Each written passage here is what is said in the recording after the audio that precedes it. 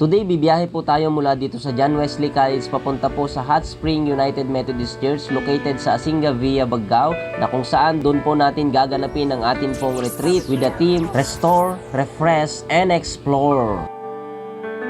Samahan nyo kami sa adventure sa araw na ito at hanggang bukas.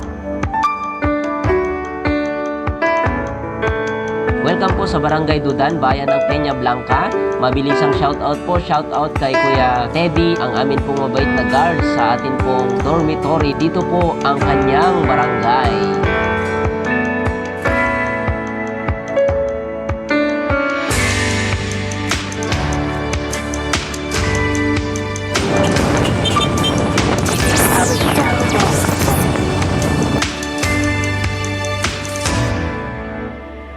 Sasakyan na lumilipat. Dito po ating matatagpuan ng sasakyang may pakpak sa Baggao. Ayan po, nandito na po tayo sa Baggao, Cagayan. At nandito po tayo ngayon sa San Jose, Baggao. Yan po, ito po yung pinagmamalaki ng San Jose, Baggao, yung longest. Ito po yung Abusag Bridge. Ito po yung pinagmamalaki ng Baggao. Pinakahabang tunay sa Baggao.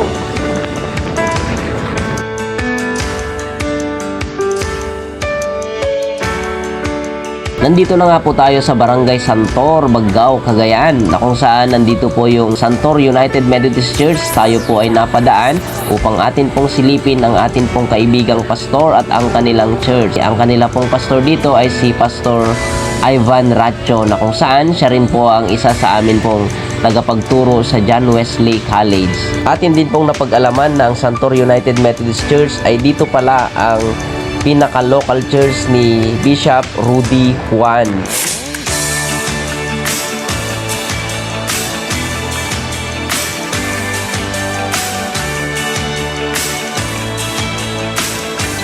Tulad ng ating nakikita, on the go nga ang construction ng church, na kung saan ay meron po siyang dalawang palapag, at sa palagay po natin ay ang sa baba ay ang kanilang opisina at sa taas naman ang nagsisilbing sanctuary. Shoutout po sa lahat ng bumubuo ng Santor United Methodist Church. Pagpalain po kayo sa inyo pong ministeryo at suporta sa ating pong pag-unlad sa ating iglesia.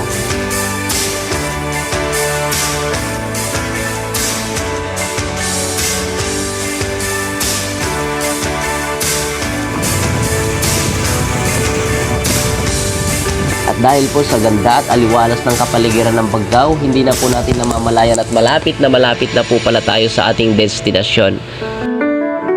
At syempre, ang mga in-charge sa kusina ay hindi po makakaligtaang kukuha ng pang-ihaw at pang-ulam.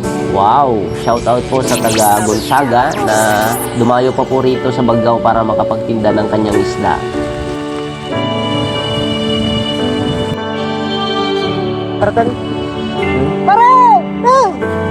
Welcome po, nandito na po tayo ngayon sa Hot Spring United Methodist Church. So, dito po yung church ng atin pong classmate dati, si shoutout kay Bert. Para dyan, makakasama po natin siya mamaya. Pero ngayon, ikutan po muna natin itong kanilang church.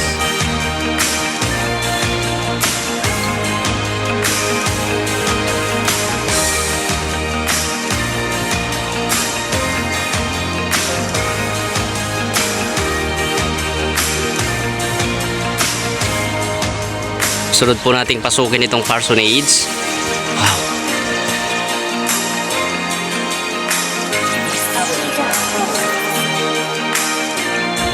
At habang nandito po tayo sa Hot Spring United Methodist Church, ay ikutan na po natin ang parsonage na kung saan dito po tayo mamamalagi habang tayo ay naririto.